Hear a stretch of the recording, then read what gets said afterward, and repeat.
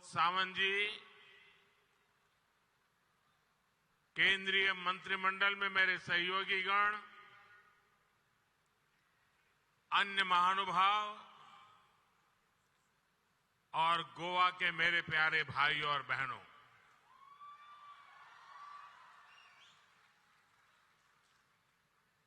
समेस्त गोयंकारागा मना कालजा सावन नमस्कार।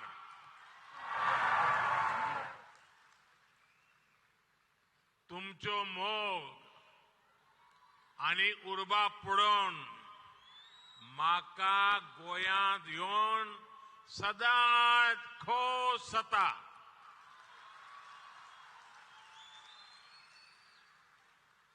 साथियों,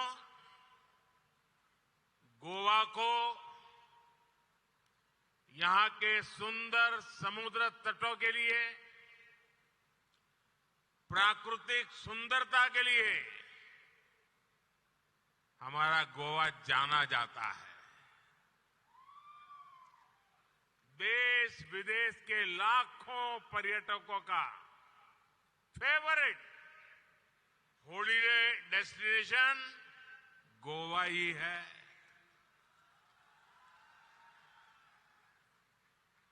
किसी भी सीजन में यहां एक भारत श्रेष्ठ भारत को महसूस किया जा सकता है। इसके साथ ही गोवा की एक और पहचान भी है। गोवा की इस धरती ने कई महान संतों, मशहूर कलाकारों और विद्वानों को भी जन्म दिया है। आज मैं उन्हें भी याद करना चाहता हूं। संत सोयरोबनाथ आंबिये, आद्य नाटककार कृष्ण भट्ट बांदकर,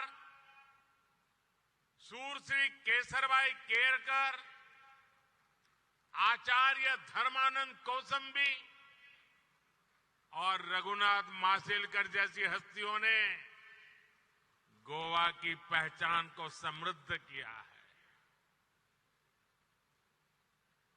यहां से कुछ दूर पर स्थित मंगेशी मंदिर से भारत रत्न लता मंगेशकर जी का गहरा नाता रहा है।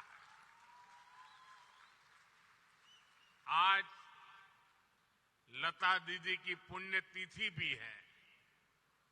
मैं उन्हें अपनी श्रद्धांजलि अर्पित करता हूं।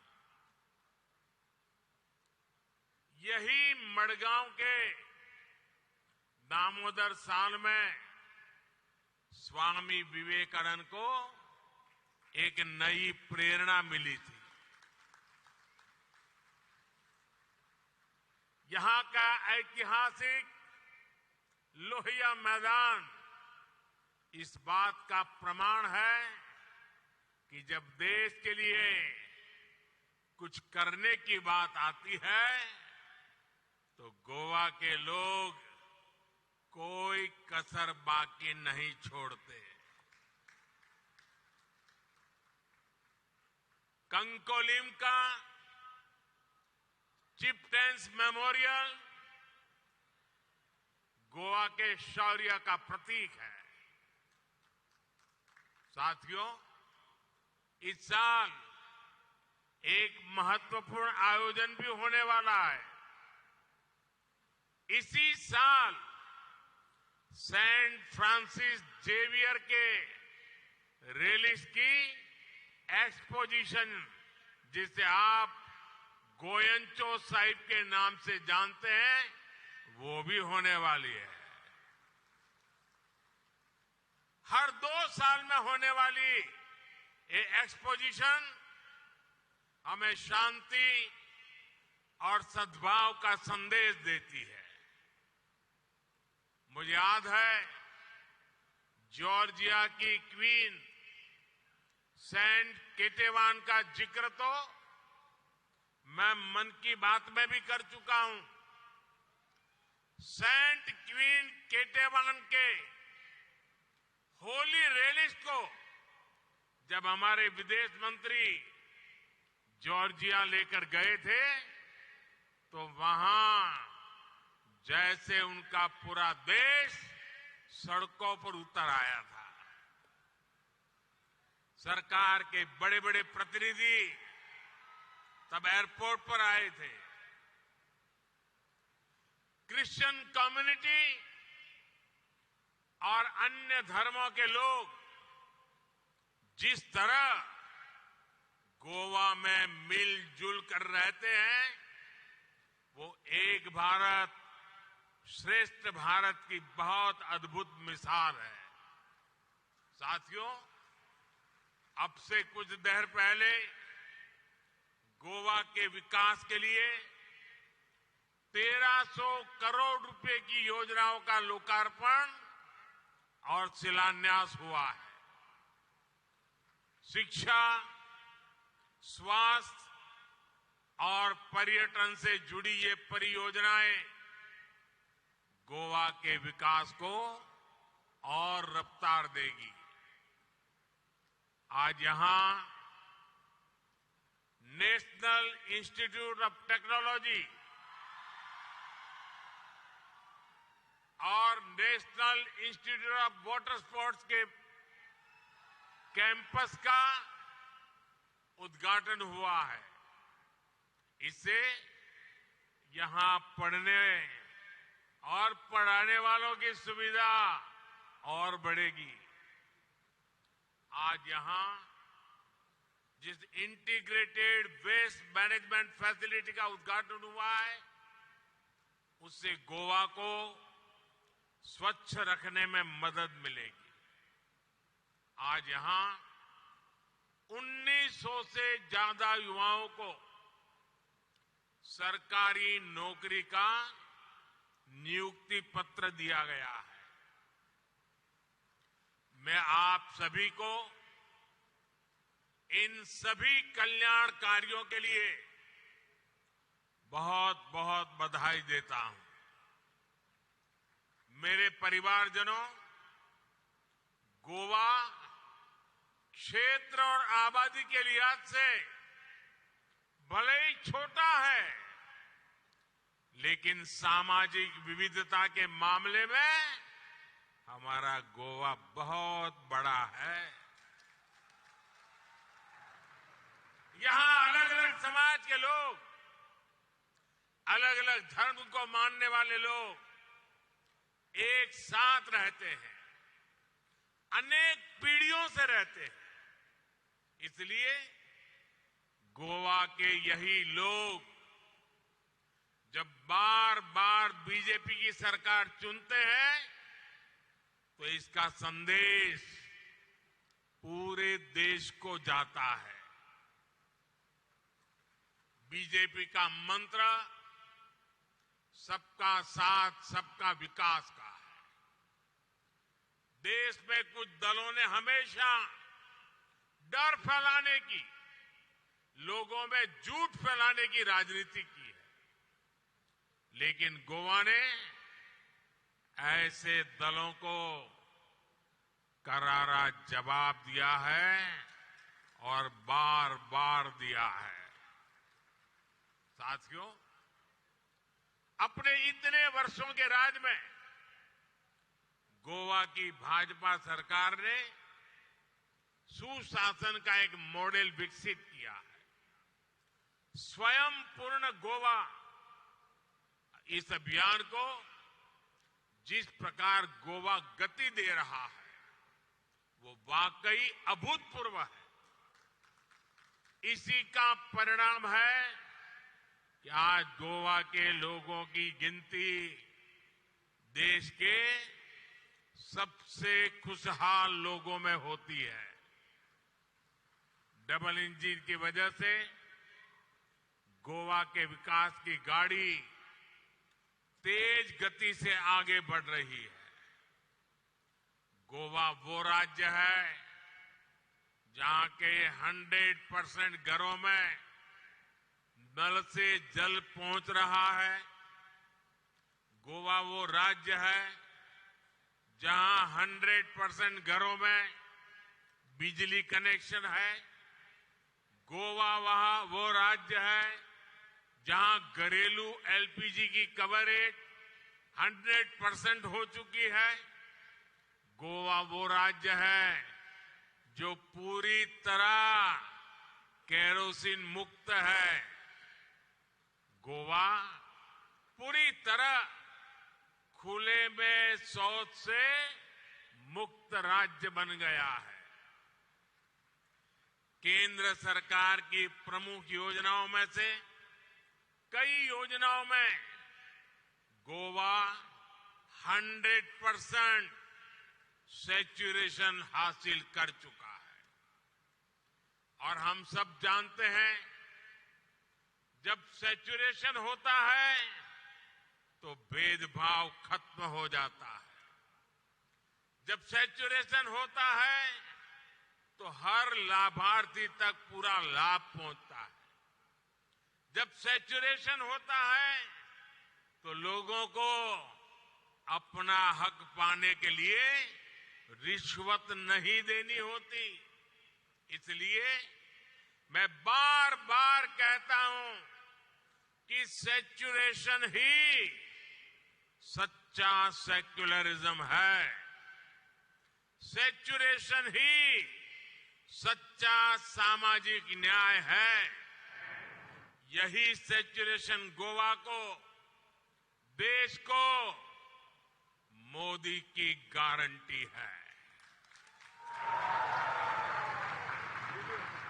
इसी सैचुरेशन के लक्ष्य के लिए अभी देश में विकसित भारत संकल्प यात्रा चलाई गई थी। गोवा में भी 30,000 से ज्यादा लोग इस यात्रा से जुड़े। जो कुछ लोग सरकार की योजनाओं से अब भी वंचित रह गए थे, उन्हें भी मोदी की गारंटी वाली गाड़ी से बहुत लाभ मिला है। भाई और बहनों, कुछ दिन पहले जो बजट आया है उसमें भी सैचुरेशन के, गरीब से गरीब सेवा के हमारे संकल्प को मजबूती दी है। आप जानते हैं कि हमने 4 करोड़ गरीब परिवारों को पक्का मकान देने का लक्ष्य पूरा कर लिया। अब हमारी गारंटी है कि 2 करोड़ और परिवारों को घर बना करके देंगे। और मैं गोवा के मेरे साथियों आपसे भी कहता हूं, आपके गांव में, आपके इलाके में अगर कोई परिवार पक्के घर से छूट गया हो, अगर आज भी वो झुग्गी झोपड़ी में रहता है, तो उनको बताना मोदी जी आए थे, मोदी जी ने गारंटी दी है कि आपका मकान भी पक्का बन जाएगा। इस बजट में पीएम आवास योजना के तहत इसके विस्तार की घोषणा की है। हमने 5 लाख रुपए तक के मुफ्त इलाज की सुविधा देने वाली आयुष्मान योजना का भी विस्तार किया है। अब आशा वर्कर और आंगनवाड़ी वर्कर्स को भी मुफ्त इलाज की गारंटी मिल गई है।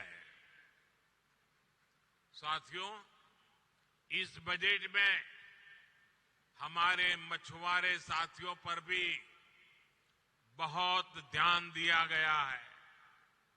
मत्स्य संपदा योजना के तहत मिलने वाली मदद अब और बढ़ाई जाएगी।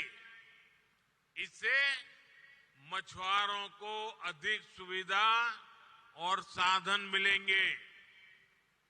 इससे सी फूड के एक्सपोर्ट में बहुत बड़ी वृद्धि होगी और मछुआरों को ज्यादा पैसा मिलेगा।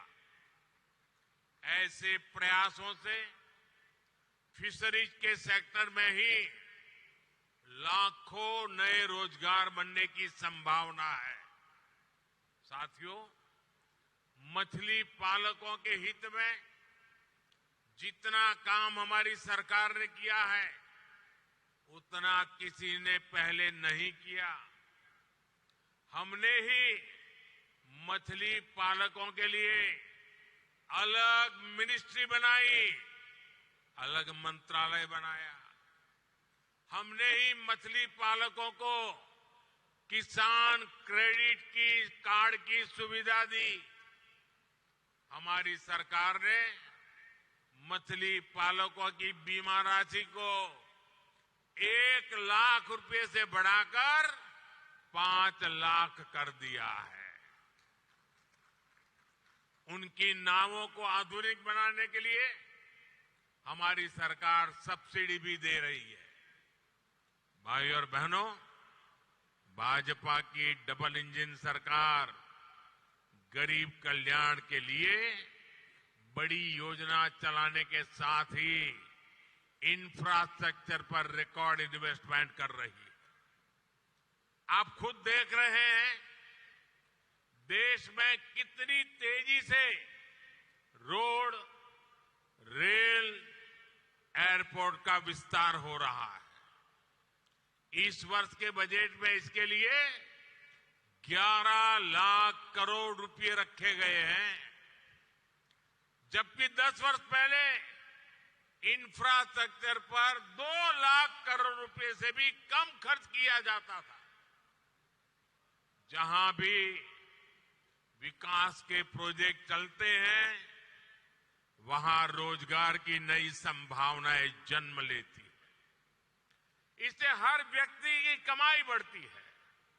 साथियों, हमारी सरकार गोवा में कनेक्टिविटी बेहतर करने के साथ ही इसे लॉजिस्टिक हब बनाने के लिए भी काम कर रही है। हमने जो गोवा में मनोहर इंटरनेशनल एयरपोर्ट बनाया है उससे लगातार राष्ट्रीय और अंतर्राष्ट्रीय उड़ानें जुड़ रही है। पिछले साल देश के दूसरे सबसे लंबे केबल ब्रिज न्यू जुआरी ब्रिज का लोकार्पण किया गया।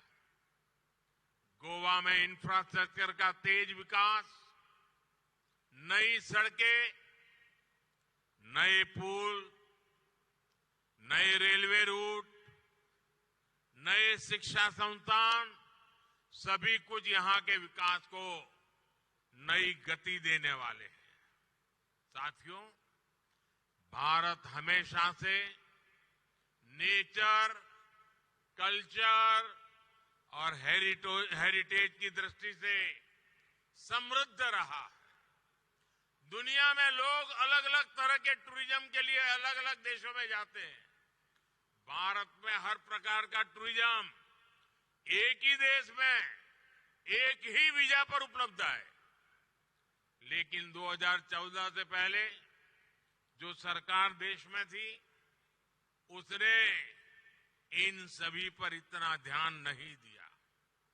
पहले की सरकारों में पर्यटक स्थलों के विकास के लिए, हमारे समुद्री किनारों के विकास के लिए, द्वीपों के विकास के लिए कोई विजन नहीं था। अच्छी सड़कों, अच्छी ट्रेनों और एयरपोर्ट की कमी के कारण अनेक पर्यटक स्थल गुमनाम रहे। बीते 10 वर्षों में से ये सारी कमियां हमने दूर करने का प्रयास किया। गोवा की डबल इंजन सरकार भी यहां पर्यटन की संभावनाओं को विस्तार दे रही है। हमारा प्रयास है कि गोवा के अंदरूनी इलाकों में इको टूरिज्म को बढ़ावा मिले। इसका फायदा सीधे उन इलाकों में रहने वाले लोगों को होगा। जब गोवा के गांवों में पर्यटक पहुंचेंगे तो वहां रोजगार के ज्यादा अवसर तैयार होंगे। पणजी से रीस मगोस को जोड़ने वाला रोपवे बनने के बाद यहां पर्यटकों की संख्या और बढ़ेगी। इस प्रोजेक्ट के साथ आधुनिक सुविधाएं भी डेवलप की जाएगी। Food court, restaurant, waiting room समेत कई तरह की सुविधाएं होने से ये गोवा में आकर्षण का नया केंद्र बन जाएगा। साथियों, हमारी सरकार अब गोवा को एक नए प्रकार के टूरिस्ट डेस्टिनेशन के रूप में भी विकसित कर रही है।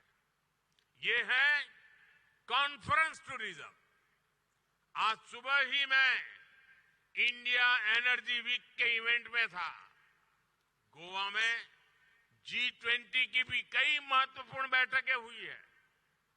गोवा ने बीते सालों में बड़ी बड़ी डिप्लोमेटिक मीटिंग को भी होस्ट किया है।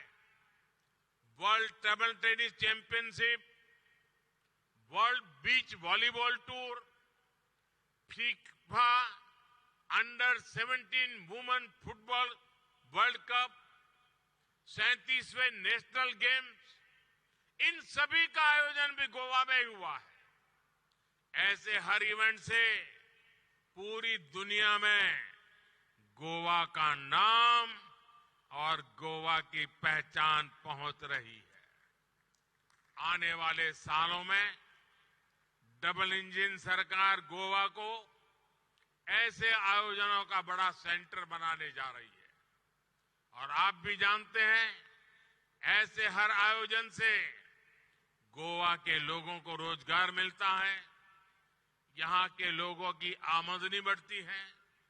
साथियों, गोवा में नेशनल गेम्स के लिए जो आधुनिक स्पोर्ट्स इंफ्रास्ट्रक्चर यहां विकसित किया गया है, वो भी यहां के स्पोर्ट्स पर्सन और एथलीट्स को बहुत मदद करेगा। मुझे बताया गया है कि जब गोवा में विकसित भारत संकल्प यात्रा चल रही थी तो उस दौरान नेशनल गेम्स में हिस्सा लेने वाले गोवा के खिलाड़ियों का सम्मान भी किया गया था। मैं गोवा के ऐसे हर युवा खिलाड़ी को फिर से बधाई देता हूं। और साथियों, जब खेलों की इतनी बात हो रही है तो गोवा के फुटबॉल को कौन भूल सकता है। आज भी गोवा के फुटबॉल खिलाड़ी, यहां के फुटबॉल क्लब देश और दुनिया में अपनी पहचान रखते हैं। फुटबॉल जैसे खेल में अमूल्य योगदान के लिए गोवा के ही ब्रह्मानंद संखावकर जी को हमारी सरकार ने 2 साल पहले पद्म पुरस्कार से सम्मानित किया था। आज हमारी सरकार खेलो इंडिया के माध्यम से यहां फुटबॉल सहित अनेक खेलों को आगे बढ़ा रही है। साथियों, स्पोर्ट्स और टूरिज्म के अलावा पिछले कुछ वर्षों से गोवा की एक और पहचान देश भर में बनी है। हमारी सरकार गोवा को एक बड़े एजुकेशन हब के रूप में प्रमोट कर रही है। यहां के कई संस्थान देश भर के स्टूडेंट्स के लिए ड्रीम इंस्टीट्यूट बन गए हैं। आज जो नए संस्थान शुरू हुए हैं वो भी गोवा के युवाओं को देश में बन रहे नए अवसरों के लिए तैयार करेंगे। युवाओं के लिए भी हमारी सरकार ने बजट में एक महत्वपूर्ण ऐलान किया है। रिसर्च और इनोवेशन पर 1 लाख करोड़ रुपए का फंड बनाया जाएगा। इससे टेक्नोलॉजी के क्षेत्र में इनोवेशन को बढ़ावा मिलेगा और इसका फायदा इंडस्ट्री को होगा, हमारे युवाओं को होगा। भाइयों और बहनों, गोवा के तेज विकास के लिए सबका प्रयास जरूरी है। मुझे गोवा के सभी परिवारजनों पर पूरा भरोसा है, मुझे विश्वास है कि मोदी की गारंटी से गोवा के हर परिवार का जीवन बेहतर होगा। फिर एक बार आप सभी को इन विकास कार्यों की बहुत बहुत बधाई देता हूं। बहुत बहुत धन्यवाद। भारत माता की, भारत माता की, भारत माता की बहुत बहुत धन्यवाद।